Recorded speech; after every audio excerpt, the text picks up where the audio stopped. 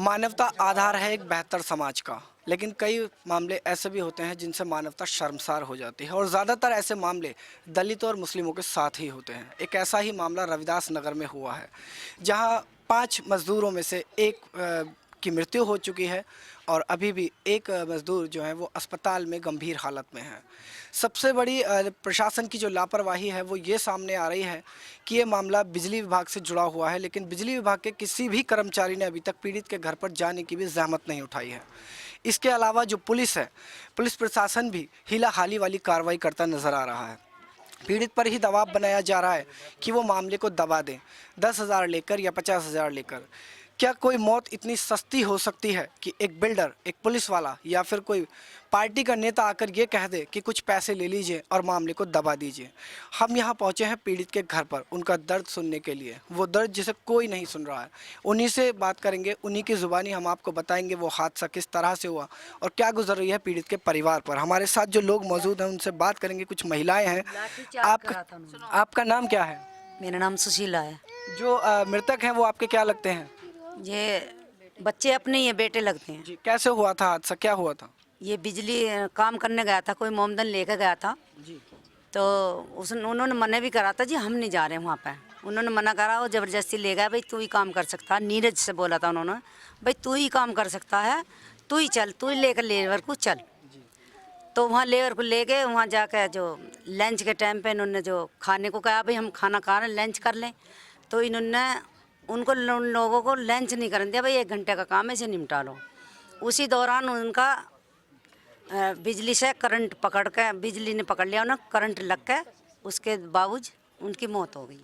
घटना के तुरंत बाद जो बिल्डर वहाँ पर थे, जिनका काम चल रहा था, मजदूरी जिनके लिए की जा रही थी, उन लोगों का क्या रवैया रहा? उन लोगों का ये रवैया रहा, इतने बिजली ने पकड़े रखा, इतने तो वो देखते खड़े लखारी सब पब्लिक जितने लेबर थी वहाँ। और जो फिर उसके गिरने के बावजूद तो उस लड़के ने उचकी सी ली, फिर ये लेकर, जब तो उन्होंने कह दिया ख़त्म हो गया, उचकी सी लेकर ये जो उसे लेकर चल दिए गाड़ी में, अस्पताल पर छोड़ कर, और ये फरार हो गए। अच्छा, आपसे जानना चाहेंगे, जो मृतक हैं, जब उनकी मौत की खबर आपको मिली तो आपने सबसे पहले क्या किया था? हम तो भागे चले गए थे जी। यहाँ से भक्ता वहाँ से क्या जवाब मिला आपको? पुलिस को इन्फॉर्म किया था, पुलिस ने क्या जवाब दिया? पुलिस ने कुछ नहीं जवाब दिया। उन्होंने तो जैसा हमने बोला था बस लिख लिया था, और उन्होंने बाकी कुछ नहीं किया। और 100 नंबर वालों ने ये कह दिया कि आप वहाँ हॉस्पिटल में पहुँचो, वहाँ पे वो कमिश्नर साहब वहीं पे ही आ रहे हैं। हॉस्पिटल पहुँचे तो वहाँ पे कोई नहीं आया। हम शाम तक वेट करते रहे, शाम तक पड़े रहे वहीं हॉस्पिटल में, वहाँ कोई नहीं आया।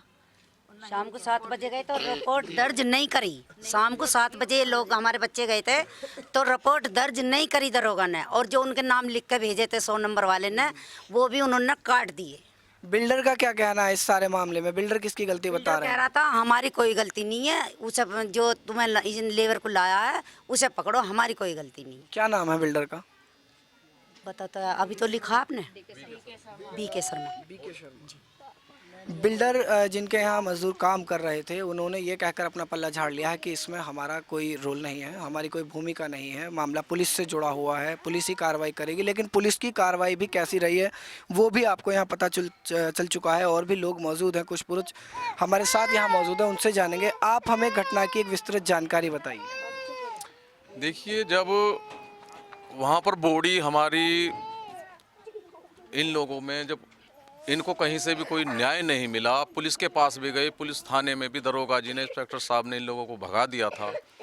तो जब इनको कहीं से कोई उम्मीद नहीं हुई किसी भी सहायता की, तो इन्होंने कल थोड़ा सा सड़क पर प्रदर्शन करने की कोशिश की।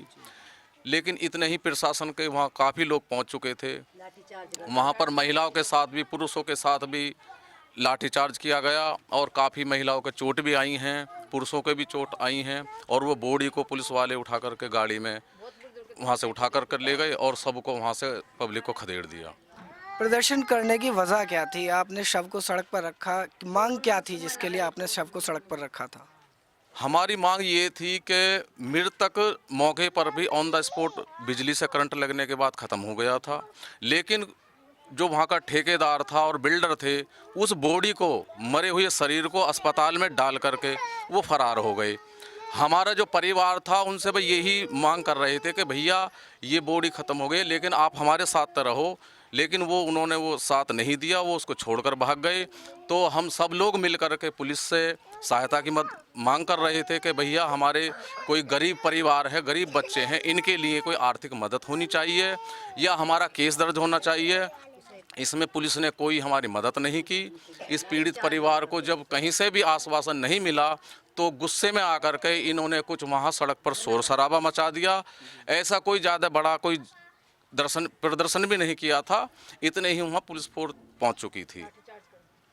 अच्छा, और भी यहाँ लोग हैं, उनसे भी जानना चाहेंगे, आपसे जानना चाहेंगे जिस तरह की ये घटनाएं हो रही हैं समाज में, दलितों को और जो पीड़ित लोग हैं उनको, उनके साथ जब कोई हादसा होता है तो उस हादसे को दबाने की पहल ज़्यादा की जाती है, ना कि उन्हें इंसाफ दिलाने की। अभी इस हादसे में आप क्या समझते हैं, क्या बेहतर कार्रवाई हो सकती है? देखो, बेहतर कार्रवाई जो है, दलित समाज को तो एक तरह से जो है कीड़ा समझा जाता है, उसे कोई नहीं सुनता, प्रशासन भी नहीं सुनता, पुलिस भी नहीं सुनती, ये यहाँ की सरकार भी नहीं सुनती। मुझे इस बड़ा बात का दुख है कि एक गरीब मजदूर जिसकी उम्र जो है करीब जो है 30 वर्ष है, उसके छोटे छोटे बच्चे हैं, कोई आसरा नहीं रहा। तो मैं तो प्रशासन से जो है यही मांग करूँगा कि उनको जो है 50 लाख का मुआवजा जो है दिया जाए, वो बिजली वाले दें या पुलिस वाले दें या प्रशासन दे, ये यहाँ की सरकार दे। अच्छा, जो विभाग की जो लापरवाही यहाँ सामने आ रही है, अगर ये मांगे नहीं मानी जाती हैं तो फिर अगला आपका कदम क्या रहेगा? अगर ये जो है मांगे नहीं मानी जाती हैं तो हम जो है धरना प्रदर्शन करेंगे और आगे तक लड़ाई लड़ेंगे इसके लिए, चाहे हमें जो है कुछ भी करना पड़ जाए। हाँ बिल्कुल, आपसे जानना चाहेंगे, आप मौके पर थे, आप लोग, पुलिस का जो रवैया था महिलाओं के लिए वो कैसा था? आपको क्या कहना चाह रही थी पुलिस? बहुत ज्यादा गलत, बहुत ज्यादा गलत व्यवहार था और कहने लगे हमें तो बहुत मजा आ रहा है, ऐसा करा। जो ये लेडीज बैठी थी इन पे भी इन्होंने धक्का मारता, जो इनकी बेवा हैं, और ये बड़ी लड़के सबको उन्होंने धक्का दिया, एक के सिर में डंडा मारा है और कहने लगे अगर नहीं हट रहे तो और ज्यादा पुलिस बढ़ाएंगे। फिर गाड़ियों में बैठाने लगे इन्हें, जब सबको गाड़ी में बैठाने लगे तो सबके फोन छीन लिए, जिन्होंने लाठी चार्ज किया था उनके फोन ले लेके उन्होंने डिलीट मारी है और कहने लगे जो तुम पे हो वो कर लो, सरकार हकलेश की चल रही है, सरकार हकलेश की चल रही है, हम ऐसे तुम्हारी गल कुछ भी वो नहीं करेंगे, तुम्हारे बाप का रोड नहीं जो तुमने यहाँ पे धरना लगा रखा है और इस धरने को हटाओ। सबके फोन छीने हैं और कई लेडीजों के सिर में डंडे लगे हैं जिन पे अभी उठा भी नहीं जा रहा है और गुमचोट आई हुई हैं और लड़कियों को भी गाड़ी में बैठाने के लिए कह रहे थे और वो इनकी पत्नी में भी धक्का लगा था, जो उनकी घरवाली है उनमें भी धक्का मारा था। जब वो मट्टी पे से नहीं हट रही थी तो उन्हें भी धक्का दिया था, उन्होंने छोड़ो हम मट्टी को पोस्टमार्टम के लिए ले जा रहे हैं। और फिर जब ये कहने लगे जब से तुम कहाँ थे, जब हमारी मूर्ति यहाँ पड़ी थी तुमने हमारी लाश क्यों नहीं उठाई थी, और नहीं इनकी रिपोर्ट लिखी, कहने लगे 10,000 रुपये ले लो और अंजल मंजल कर लो। क्या ये 10,000 की है? एक दौर से फिर सब पे लाठी चार्ज किया। फिर अब भगदड़ पे जो रास्ते में रोक के जाम लगा रहे थे उन पे भी उन्होंने लाठी चार्ज किया था, जो इंसाफ के लिए लड़ रहे थे सब पे उन्होंने लाठी चार्ज किया है। ना ही तो वो लड़की देख रहे ना ही लेडीज देख रहे, सबको गाड़ी में बैठाने के लिए कह रहे थे, वो तो हाथ छोड़ के भागे हैं सब। कहने लगे ऐसे तुम्हारी कोई कुछ नहीं सुनेगा, कर लो जो तुम पे हो। अच्छा, कितने लोगों की भीड़ रही थी वहाँ पर जिन पर लाठीचार्ज हुआ? काफ़ी लोग थे, काफ़ी लेडीज़ थी, काफ़ी लोग थे, मतलब कि थे 200, 150, 200, 250 करीब में आदमी थे। हाँ जी, हाँ जी, 200, 250 आदमी थे। पर जब लाठी चार्ज हुआ तो देखो सभी भाग गए थे और उन्हें पकड़ रहे थे, उन्हें जेल की धमकी दे रहे थे, नो अगर जेल चलो, अगर जिसको भी चलना है तो केस कर देंगे आपको।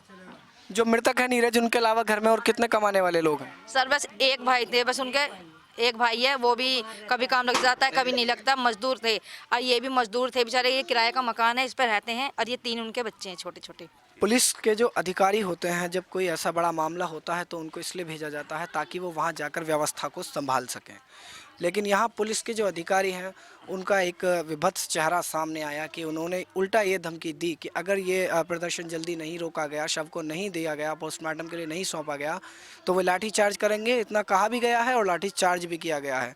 इससे साफ जाहिर होता है कि जो पुलिस के अधिकारी हैं कहीं ना कहीं उनको कोई बाहर से ऑर्डर दे रहा था, कोई उनको रिमोट कंट्रोल से यूज़ कर रहा था, जो बार बार उनको ये बता रहा था कि अभी मामला जब ज़्यादा सीरियस हो रहा है तो लाठी चार्ज कर दीजिए या समझाने की कोशिश कीजिए। और वैसे भी ज़्यादातर जो समुदाय है, जो दलित समुदाय है, जब उनके साथ कोई घटना घटती है तो पुलिस की यही कार्रवाई ज़्यादातर देखने को मिलती है। और भी इस मामले से जुड़े जितने भी तथ्य हैं उन पर भी रोशनी डालेंगे, हम पूरी कोशिश करेंगे इस पूरे मामले की जड़ में जाने की। कैमरामैन गौतम के साथ मैं लव कुमार, गाज़ियाबाद, नेशनल दस्तक।